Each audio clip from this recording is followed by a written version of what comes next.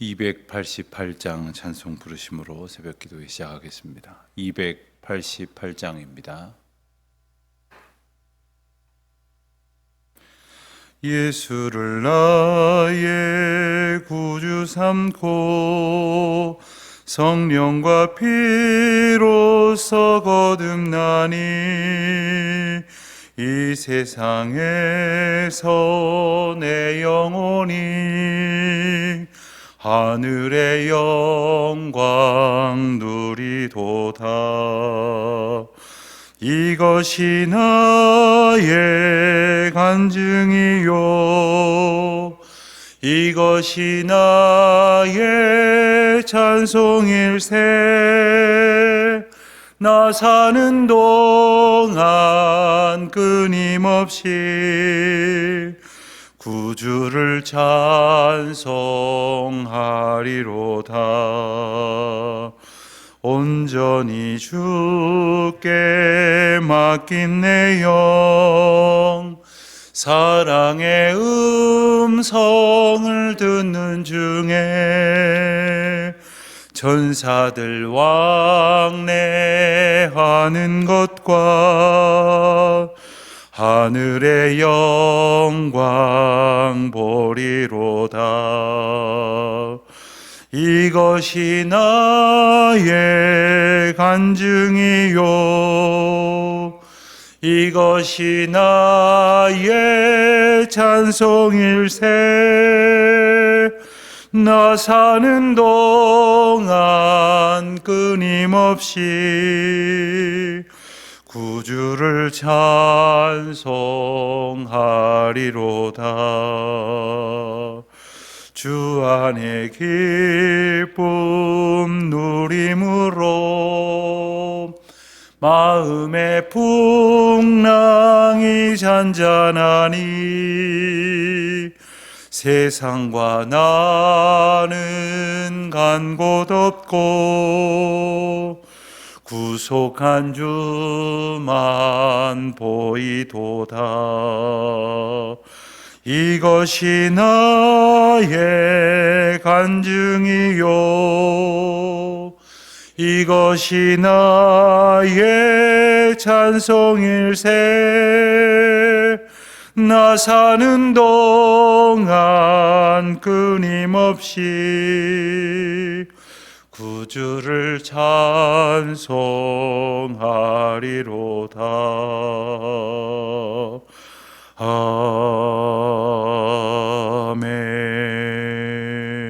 아멘. 기도하시겠습니다.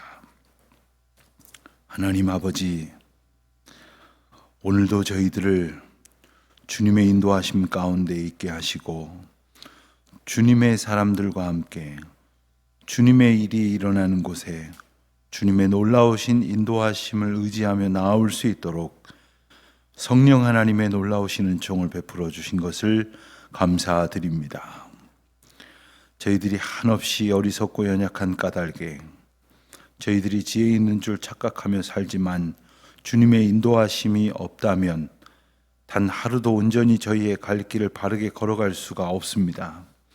허탄한 길로 헤맬 것이고 각기 제 길로 갈 것입니다. 하나님, 저희를 은혜 가운데에 붙들어 주시고 주님의 사랑으로 인도하여 주셔서 주님이 뜻하시는 바로 저희들을 이끄시는데 저희들이 한순간도 깨닫지 못함이 없도록 은혜를 베풀어 주시기를 기도하옵나이다.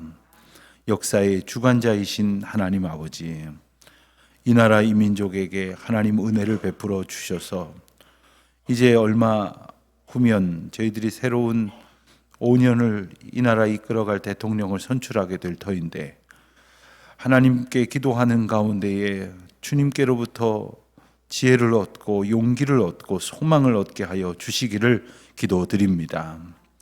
인간적인 눈으로, 세상의 눈으로, 또한 사람들이 말하는 것에 기준 삼아 본다면 이 땅은 아무 희망이 없습니다. 그 누구에게도 소망을 품을 수가 없습니다.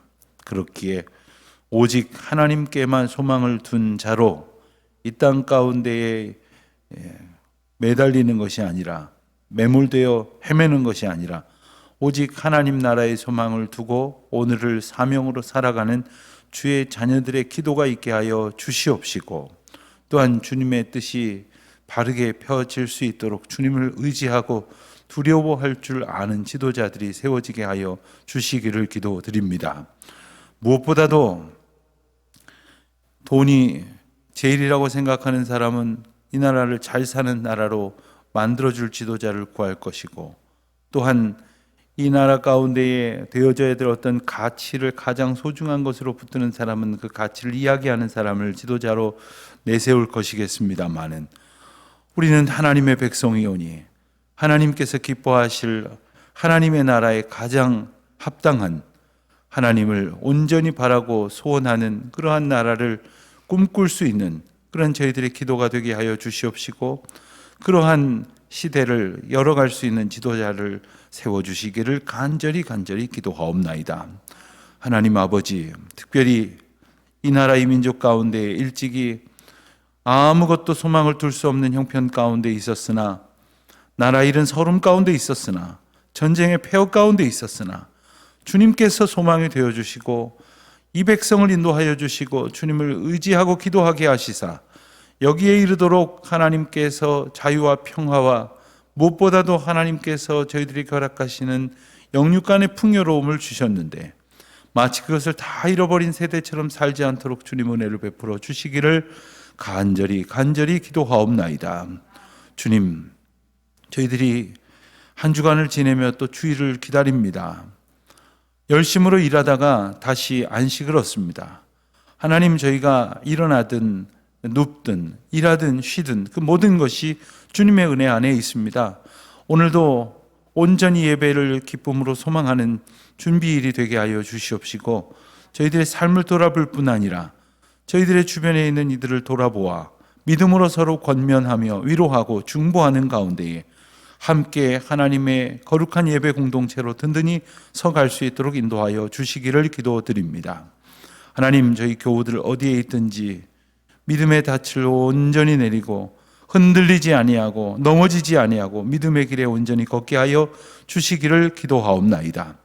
믿음의 길에서 파선하는 자들이 없게 하여 주시옵소서. 여러 가지 이유로 방황하고 있는 이들이 있다면 속히 하나님의 인도하심을 보게 하여 주시옵시고, 그리고 주님의 뜻 가운데에 날마다 새로워지는 소망으로 주님 안에 기쁨의 삶을 살아갈 수 있도록 인도하여 주시옵소서. 아버지, 저희가 다시 주님의 말씀을 붙듭니다. 일찍이 허락하셨던 예수 그리스도의 그 귀하신 은혜의 말씀들을 보면서 저희도 예수님처럼 하나님 나라를 향한 소망을 품고 또 하나님께서 저희들에게 보여주셨던 아름다운 인생의 삶을 마음의 소원으로 두고 기도하며 그리 살도록 힘쓰는 주의 자녀들이 되게 하여 주시옵소서. 해외에 있는 우리 교우들, 저 지방에 있는 교우들, 또 여러 가지 사정 가운데 흩어져 있는 주의 자녀들, 병중에 있는 교우들, 또 슬픔 가운데 하나님의 위로를 구하는 모든 이들, 이 아침 주님의 은혜의 말씀과 만나게 하시며 주님의 인도하심과 만나게 하시며 주님이 주시는 소망으로 마음 한켠 가득 채우고 돌아가게 하여 주옵소서. 예수 그리스도의 이름으로 기도하옵나이다. 아멘. 누가복음 2장을 봅니다. 누가복음 2장 41절부터 52절까지 말씀 우리 같이 봉독하도록 하겠습니다. 누가복음 2장 41절로 52절까지의 말씀입니다. 그의 부모가 해마다 유월절이 되면 예루살렘으로 가더니 예수께서 12살 되었을 때에 그들이 이 절기의 관례를 따라 올라갔다가 그날들을 마치고 돌아갈 때에 아이 예수는 예루살렘에 머무셨더라.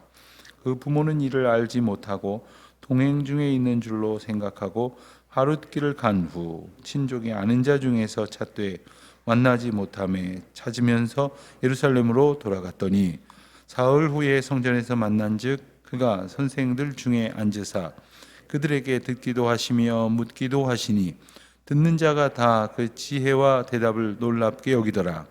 그의 부모가 보고 놀라며 그의 어머니는 이르되 아이야 어찌하여 우리에게 이렇게 하였느냐 보라, 내 아버지와 내가 근심하여 너를 찾았노라. 예수께서 이르시되 어찌하여 나를 찾으셨나이까? 내가 내 아버지 집에 있어야 될 줄을 알지 못하셨나이까 하시니 그 부모가 그가 하신 말씀을 깨닫지 못하더라. 예수께서 함께 내려가사 나사렛에 이르러 순종하여 받으시더라. 그 어머니는 이 모든 말을 마음에 두니라. 예수는 지혜와 키가 자라가며 하나님과 사람에게 더욱 사랑스러워 가시더라. 아멘. 오늘 말씀은 예수님의 어린 시절에 관한 에피소드와 그리고 어린 시절 전체를 이렇게 조망하는 그러한 두 절의 말씀으로 이어져 있습니다. 하지만 이 말씀은 단순히 어린 시절의 일을 그저 기록한 전언에 그치지는 않습니다. 사복음서를 보면 예수님의 어린 시절에 관한 이야기는 유일하게 오늘 본문에만 등장을 합니다. 누가복음에만 기록된 이 말씀을 통해서 우리에게 주시는 메시지가 무엇인가? 본문을 통해서 우리는 예수님이 어린 소년이었지만 어떻게 생각하고 어떻게 행동하는가를 엿볼 수가 있게 됩니다. 오늘 말씀을 보면 41절에 그의 부모가 해마다 6월절이 되면 예루살렘으로 가더니 했습니다. 이스라엘의 모든 남자는 매년 3번 6월절, 오순절, 장막절이 되면 예루살렘에 올라가야 했습니다. 모든 남자들은 반드시 가야 했고 또 그 가운데에 이제 여러 날이 행장을 꾸리고 가게 되니까 차라리 집에 머무는 것보다 아내들이나 자녀들이 같이 가는 것이 더 원활할 상황인 가정도 있었을 것입니다. 그러니 해마다 이 명절이 되면 온 마을 사람들이 함께 이렇게 행장을 꾸려서 우르르 같이 이렇게 가게 됩니다. 어떤 분들은 이제 어떻게 자기 아이가 없어졌는데 하룻길을 간다는 말이냐 뭐 이런 말씀을 하시는데 많은 사람들이 많은 집안의 많은 남자들과 또 일가 친척들이 또 어른들은 어른들끼리 대화하면서 뭐 이렇게 무리를 지어서 이렇게 가다 보니까 우리 아이들도 어느 집의 아이들하고 이렇게 같이 어울려서 가고 있겠지 얼마든지 그렇게 생각했을 수도 있을 것 같습니다. 예수님께서 이제 부모님과 함께 12살이 되던 때에 예루살렘으로 갔다. 아마도 이때가 처음이었던 것은 아닐 것입니다. 또 이후에도 이와 같은 일들은 있었을 것입니다. 그러나 이때에 있었던 일이 무엇인가? 우선은 예수님이 없어졌습니다. 예수님이 하룻길을 가다가 이제 아마도 하룻길을 어느 만큼 가서 하루 안에 자기 마을로 갈 수가 없을 테니까 어딘가에서 묵어야 할 텐데 그때쯤 돼서 이제 좀 찾아보니까 정말 없는 겁니다. 날은 저물어 가니 할 수 없이 오늘 여기서 유하고 내일 되짚어서 찾아가리라 하면서 혹시 어디서 오는 도중에 어디에서 사람을 잃었나 열심히 찾으면서 돌아갔을 것입니다. 그 가운데에 예수께서 성전 안에 머무시는 상황이 설명이 되고 그리고 46절에 보면 사흘 후에 성전에서 만난즉 그 선생들 중에 앉으사 그들에게 듣기도 하시고 묻기도 하시고 있었다. 이렇게 기록이 되어져 있습니다. 그런데 성전 안에 그냥 한켠에 앉아 있었던 것이 아니라 성경은 분명히 그가 선생들 중에 앉으사라는 표현을 쓰면서 여기서 말하는 그 중에라는 것은 한 가운데라는 뜻입니다. 그리고 이것은 장소적인 의미로만이 아니라 그 모임 가운데의 중심적인 인물로 역할을 하고 있었다는 표현을 담는 단어입니다. 그러니까 그들에게 듣기도 하시며 묻기도 하시니 라는 말은 뭐냐 하면 예수님께서 그 가운데에서 많은 사람들과 함께 듣고 그리고 말하는 대화를 하는 핵심적인 인물이 되셨다는 셈입니다. 그리고 사람들이 그의 지혜와 대답을 다 놀랍게 여기다라 하는 것처럼 그가 이미 하루 이틀 사이에 그 가운데에서 그 율법을 듣고 또 율법에 대해서 이야기하는 그러한 시간을 보내고 있었다 하는 것입니다. 유대식의 수업은 지금도 마찬가지로 일방적인 어떤 그 주입식 강의라기보다는 선생된 이와 끊임없이 토론을 합니다. 그리고는 이제 선생된 이가 지금도 어떤 학생이나 뭐 다른 선생이나 이런 이들을 중심에 내세우고 또 그를 중심으로 이렇게 토론을 하는 그런 독특한 교육법이 지금도 전해져 내려오고 있습니다. 아마도 그런 장면을 연상하면 좋을 것 같습니다. 이제 랍비가 율법을 가르치는 이들이 성전에서 이제 며칠 동안의 6월절 행사를 치르게 될 때에 이제 한켠에서는 제사가 드려지기도 하고 또 한켠에서는 율법이 강론되기도 하고 또 한편에서는 오늘날로 말하면 마치 수련회를 하는 것처럼 이런저런 행사와 시간을 가졌을 것입니다. 성전 안에서는 당연히 율법이 낭독되고 그 율법에 대해서 이제 사람들의 이야기들이 자연스럽게 나누어지게 되는데 별반 부질없는 이야기를 누가 나눈다고 한다면 그를 중심으로 해서 이야기가 진행되지 않았을 것입니다. 그런데 누군가가 아주 중요한 그리고 모두를 깜짝 놀라게 할 만한 그런 질문을 했다거나 그런 견해를 밝히면 자연스럽게 그를 중심으로 해서 또 다른 어떤 율법에 대한 이야기들이 펼쳐져 가게 될 것입니다. 예수님께서 그 대화의 중심이 되었다는 것입니다. 어린 소년이 처음에는 아마 어떤 의미 가운데에서는 어린 녀석이 참 똘똘하구나, 너 좀 이야기해봐라 했을런지도 모르겠어요. 그냥 예수님을 그냥 한 어린아이가 여러 가지로 말을 잘하는구나, 사람들에게 그런 정도로 생각이 들어서 한가운데 세웠을지도 모르겠습니다. 그러나 47절에 보면 분명히 듣는 자가 다 그 지혜와 대답을 놀랍게 여기더라 했습니다. 그 대답만 놀라운 것이 아닙니다. 그에게서 느껴지는 지혜, 이 지혜는 바로 하나님께서 주시는 통찰을 말하는 거예요. 나보다 낫다는 것이 아닙니다. 하나님께서 주시는 통찰이라는 것, 당시에 사용되던 그 지혜라고 하는 의미는 바로 이것이었습니다. 하나님께서 우리에게 주시는 지식이라 하는 뜻입니다. 우리가 세상에서 얼마든지 지식을 얻을 수 있습니다. 그러나 지식이 따라가지 못하는 지혜가 있습니다. 이 예전에 우리 할아버지, 할머니들 세대 중에는 무학이신 분들이 많고 심지어 국문을 모르시는 분들도 덜어 있습니다. 제가 어렸을 적에 교회에서 예배 시간에 찬송을 부르면 어떤 어르신들은 그냥 이렇게 눈을 감으시고 이렇게 그냥 하시면서 4절까지 다 부르세요. 성경 구절 앞에서 목사님이 봉독하시면 그냥 눈을 지그시 감고 그냥 종얼종얼 이러면서 대충 따라 읽으세요. 저분 책을 보시기에 눈이 침침하신가, 잘 안 보이신가 그랬더니 국문을 모르신다는 거예요. 그렇게까지 얼마나 찬송을, 얼마나 성경 말씀을 묵상하셨을까 깜짝 놀란 적이 있었습니다. 예수님은 12살입니다. 하나님께서 주신 것이 아니면 저런 지혜가 나올 수가 없다는 생각을 사람들로 하여금 하게 하셨습니다. 자, 48절을 보니까 그의 부모가 보고 놀라며, 당연히 놀랄 수밖에 없겠지요.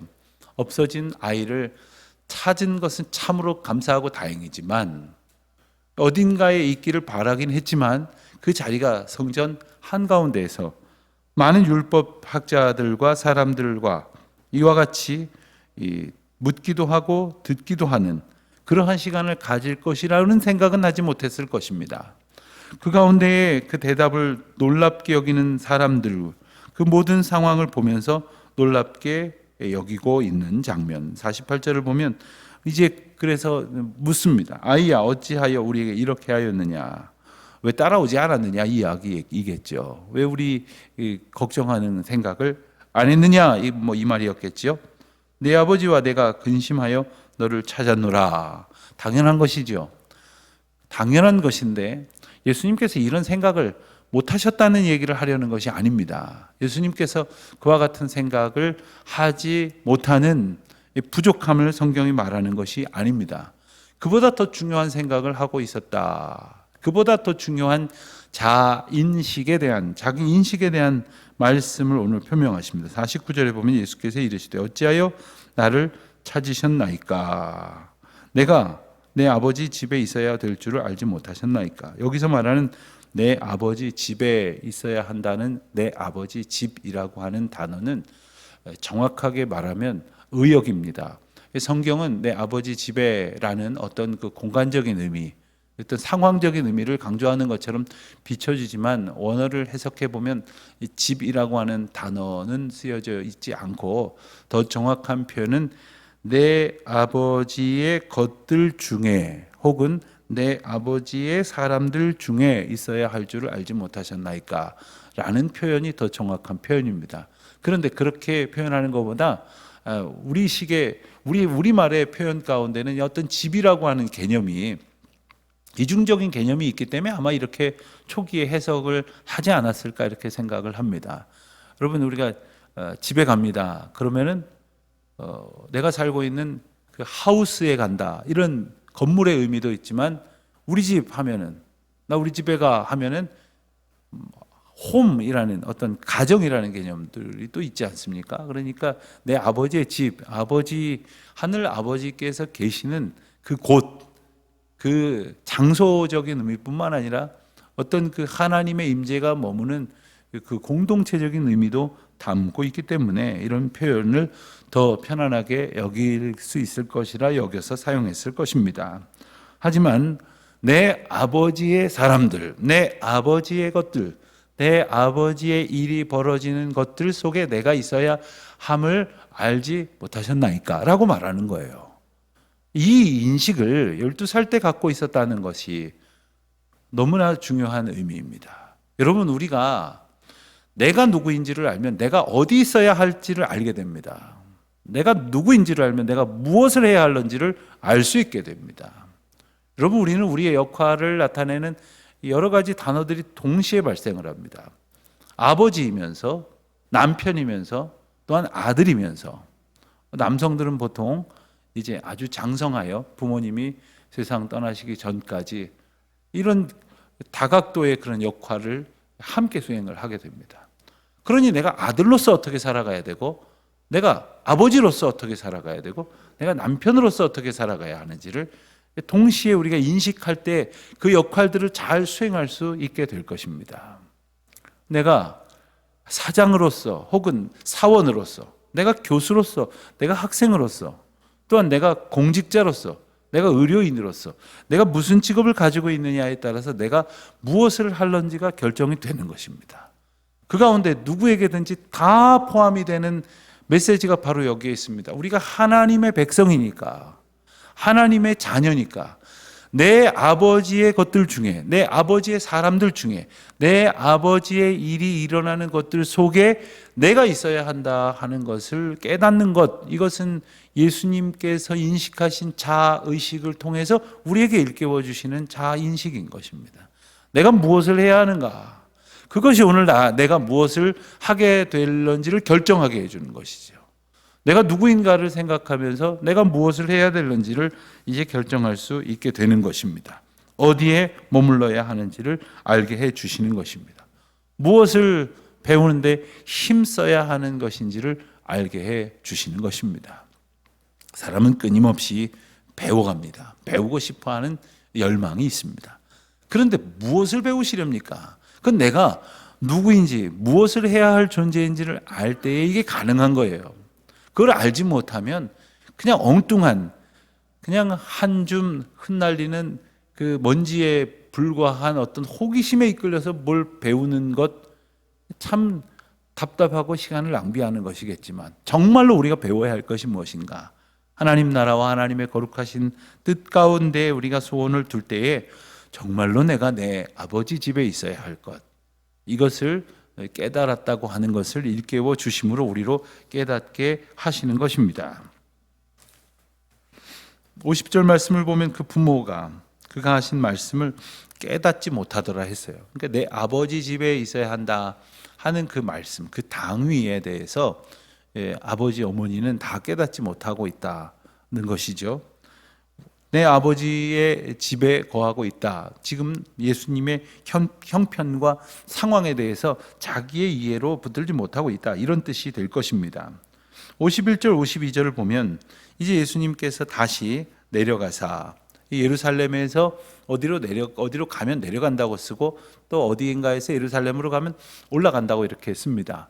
우리도 흔히 쓰는 말이 서울 간다 이렇게 말합니다만은 더 그보다 더 많은 표현 가운데 상경한다, 서울 올라갔다, 혹은 자기가 살던 시골로 내려갔다, 이런 표현을 쓰는데, 이제 내려갔다는 표현을 쓰면서 이제 머물던 나사렛에 이르렀을 때, 이제 51절, 52절 말씀은 50절까지 말씀이 그 몇 날에 있었던 이야기를 담았다고 한다면 51절, 52절은 12살 때부터 공생애를 시작할 때까지 삶을 전체적으로 조망하는 말씀이다, 이렇게 이야기할 수 있습니다. 우선 주목할 만한 것은 나사렛에 이르러 순종하여 받드시더라 했습니다.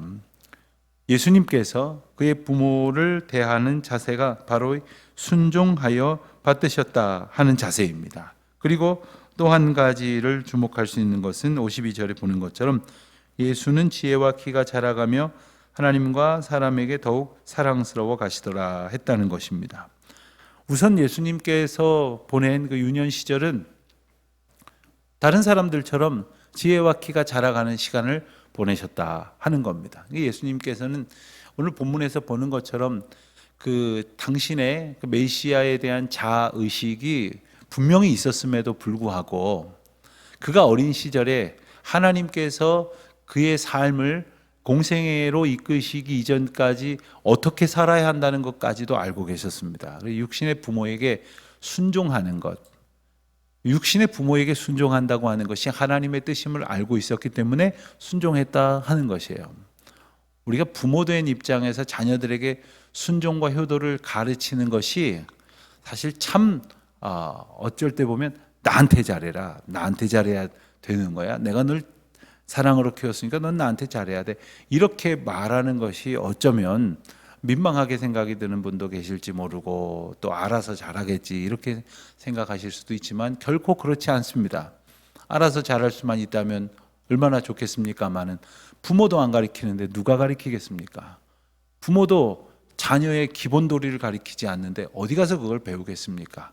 그러나 우리가 그것을 가르치는 기준도 마찬가지입니다. 부모인 내가 자녀인 이 아이들로부터 좋은 대접, 만족스러운 대접을 받아야 하겠기에 그렇게 가르치는 것이 아닙니다.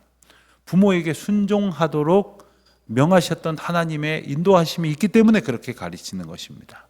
그리고 눈에 보이는 육신의 부모에게 순종하는 것을 통해서 보이지 아니하시지만 하늘 아버지께 믿음으로 순종하는 것이 무엇인지를 더 구체적으로 배워가게 하시기 때문이기도 합니다. 그것을 통해서 예수님은 한 인생으로서의 자라가는 그 한계들을 기꺼이 하나님의 은혜 가운데서 기꺼이 감당하며 살아가셨습니다. 그것을 통해서 우리는 예수님께서 살아가신 삶이 완벽한 하나님이셨음에도 불구하고 완벽한 인간으로서의 모범을 보여주신다는 것 또한 깨닫고 우리 또한 순종하는 삶으로 또한 순종하는 자녀들로 가르치는 일을 게을리해서는 안 될 것입니다. 그러면서 하나님과 사람에게 더욱 사랑스러워 가시더라 했습니다. 오늘날 우리는 우리 자녀들을 양육하면서 사랑스러운 것보다 더 쓸모있는 자녀로 키워지기를 바라는 마음들이 많습니다. 능력 있는 사람들, 그래서 사람들의 머리가 되게 해달라고 꼬리가 되지 말고 머리가 되게 해달라고 이런 기도를 합니다. 다 가만히 보면 사람들에게 사랑스러워 간다는 개념보다는 사람들 앞에 빠지지 않는 사람, 부족하지 않아서 사람들 앞에 존중받고, 좋게 말해서 존중이죠, 무시당하지 않고 그리고 남들 앞에 설 수 있는 사람이 되기를 바라는 것이 우리 부모의 마음이기도 할 것이겠습니다마는 성경은 분명히 인생이 자라가야 할 어떤 가치와 목표, 그리고 부모로서 자녀들을 위해 기도하고 양육해야 될 목표를 오늘 이 말씀 통해서 대단히 분명하게 말씀해 주십니다. 과연 우리 자녀들이 하나님 앞에 사랑스러워 가게 자라고 있는가? 공부는 잘해서 부모에게는 사랑받을지 모르지만 친구 관계도 엉망이고 또 세상 사람들과 세상을 보는 가치관은 영 염세주의적이고 비판적이고 그저 자기만 똑똑한 줄 아는 그러한 아이들로 자라게 하고 있지는 않은가? 하나님과 사람들에게 사랑스러워 가게 가르치고 이끌고 있는가? 예수님께서는 지혜도 잘하셨습니다. 키도 잘하셨습니다. 그 가운데 하나님의 은혜를 얻었습니다. 무엇보다도 하나님 앞에 바른 믿음의 사람들로 살게 하셨습니다. 오늘도 우리가 우리 가정마다 있는 자녀손들을 위하여 기도할 때 하나님 앞에 사랑스러워가는 아이, 사람들 앞에 사랑받는, 존중받는 그런 아이, 그러기 위해서는 무엇보다도 하나님을 사랑하는 자녀로, 또 이웃을 사랑할 줄 아는 자녀로 양육하기를 힘쓰며, 또한 그와 같은 은혜가 우리 각 가정에 머물기를 기도하는 우리 모두가 되시기를 주님의 이름으로 축원드립니다. 하나님 아버지 감사합니다. 예수님의 어린 시절을 저희들이 말씀 가운데 보면서 저희가 어떻게 살아가야 할는지를 예수님이 누구이시며 어떻게 사신 것을 통해서 깨닫게 하시니 감사를 드립니다. 저희도 저희의 삶이 어떠해야 하는지를 잘 깨달아 주님이 뜻하시고 인도하시는 대로 살아가며, 또한 우리 가정마다 허락하신 자녀손들을 그와 같은 믿음의 귀한 은혜로 양육할 수 있도록 은혜를 베풀어 주시옵소서. 예수님의 이름으로 기도하옵나이다. 아멘. 하늘에 계신 우리 아버지의 이름을 거룩하게 하시며 아버지의 나라가 오게 하시며 아버지의 뜻이 하늘에서와 같이 땅에서도 이루어지게 하소서.